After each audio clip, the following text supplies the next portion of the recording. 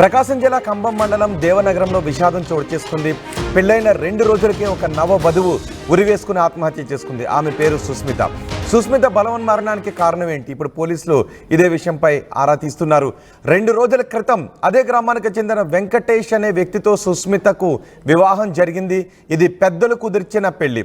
పెద్దలు కుదిర్చిన సంబంధం కావడంతో 2 కుటుంబాల వారు అంగరంగ వైభవంగా వివాహాన్ని జరిపించారు.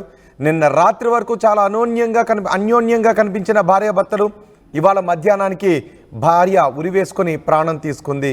కేసు నమోదు చేసి దర్యాప్తు జరుపుతున్నారు పోలీసులు. కుటుంబం మొత్తం ఇప్పుడు విషాదంలో ఉంది. 2 రోజుల క్రితమే ఇరు కుటుంబాలు అంగరంగ వైభవంగా హాజరై వధూవరులను అక్షింతలు వేసి ఆశీర్వదించారు. ఇంతలోనే నవ వధువు ఉరివేసుకుని ఆత్మహత్య చేసుకోవడానికి కారణం ఏంటి అని కుటుంబ సభ్యులు కన్నీరు మున్నీరుగా వెలిపిస్తున్నారు. మా ప్రతినిధి శ్రీనివాస్ ఉన్నారు పూర్తి సమాచారం అందించడానికి. శ్రీనివాస్, అసలు ఏం జరిగింది? పోలీసులకు దొరుకుతున్న ఆధారాలు ఏంటి? కుటుంబ సభ్యులు ఏం చెప్తున్నారు? ఎందుకు పెళ్ళైన 2 రోజులకి ఆమె ఆత్మహత్య చేసుకుంది?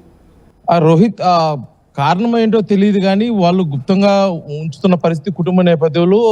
నవవధువు అంటే ఆమె చదువు కంప్లీట్ అవ్వగానే కూడా ఆమెకి వివాహం చేయాలని చెప్పేసి పెద్దలు ఇరుపక్క, అంటే అటు వరుడు పక్క అదేవిధంగా ఇటు పక్క ఇద్దరు పెళ్లి సంబంధం కుదర్చడం కూడా జరిగింది.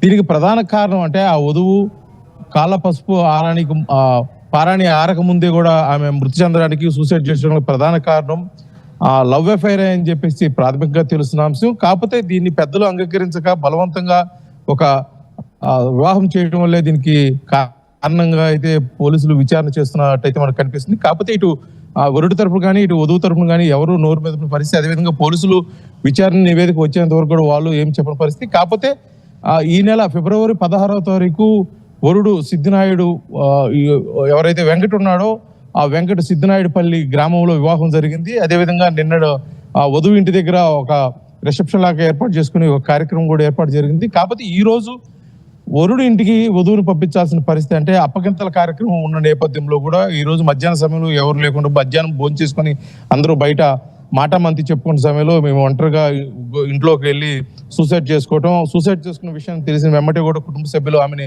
దగ్గరలో ఉన్న ప్రభుత్వ ఆసుపత్రికి తీసుకెళ్తే అప్పటికే మృతి చెందింది అని చెప్పేసి కూడా వారు చెప్పడం కూడా జరిగింది.